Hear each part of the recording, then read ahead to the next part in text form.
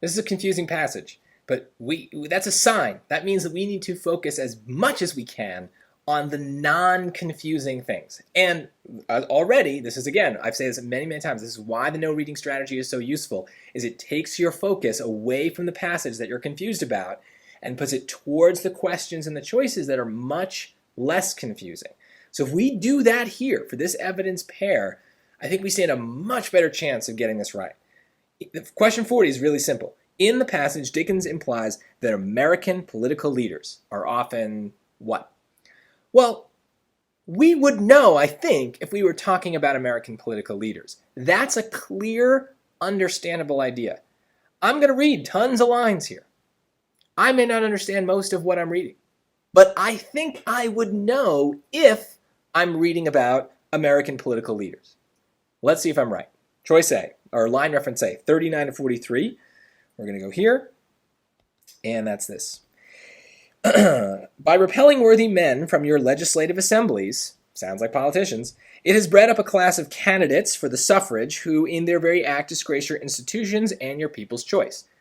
Now, I don't know what else it's saying, but for now, all I care about, American political leaders, yeah, seems like they're talking about that. Let's keep moving.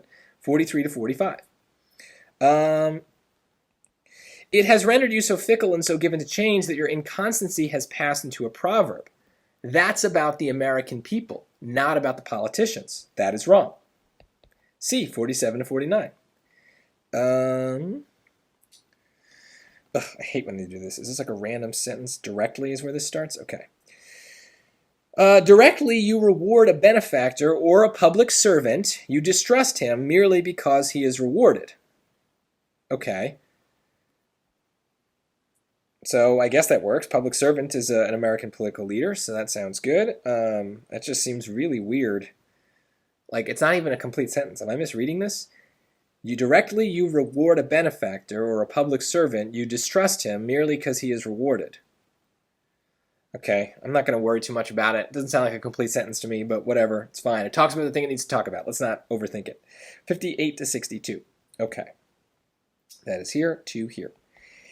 You will strain at a gnat in the way of trustfulness and confidence, however fairly won and well deserved, but you will swallow a whole caravan of camels if they be laden with unworthy doubts and mean suspicions. So look, clearly they're not talking about literal camels and gnats here. There's some sort of metaphor. So maybe you leave this in because you're like, well, maybe the metaphor is about American political leaders. Okay, but of the three choices that we are kind of considering, A and C are directly talking about those things. D is maybe talking about it. So rank stuff, right? If there's clear evidence, if it seems to be directly talking about it, that's probably better than if it's hinted at. Now let's see, though, what else we can pull out of these lines based on the choices in number 40. So what about these political leaders? They're unresponsive to their constituents. You probably think that personally, but do the lines say that? So is anything about this gnat and this camel talk about them being unresponsive to their constituents? I don't think so. Something about this confidence and trust and doubt and suspicion, other than constituents. We got rid of B, right? Let's just get rid of that. By repelling worthy men from your legislative assemblies, it has bred up a class of candidates for the suffrage who in their very act disgrace your institutions and your people's choice. Well, they're disgracing it, but are they disgracing it by being unresponsive to the constituents? I don't know. It doesn't get that specific. Same thing with C. You reward a benefactor, you distrust him. So it's talking about distrust. It's not really talking about the actual actions of these political leaders. So this seems wrong. It doesn't talk about the constituents at all as being like part of the problem with the political leaders. It's not that they're unresponsive. It seems like they don't get that specific. B, they are undeserving of the positions they hold. Well, look at line reference A. You have bred up a class of candidates for the suffrage who in their very act disgrace your institutions and your people's choice. So they're disgraceful. I don't need to understand all the words to understand what disgraceful means. So if they're disgraceful, they're probably undeserving of the positions that they hold. Yeah, that seems pretty good. Let's go to C. They're too changeable in their judgments. Well, the people are changeable in their judgments. They are distrusting people who they elect. Because you elect, and this is line reference C, because you elect the public servant, you distrust him merely because he's rewarded. So the people elect someone and then immediately distrust him because, well, you know, If he won, he must have been a bad person. That's the only way the politicians win.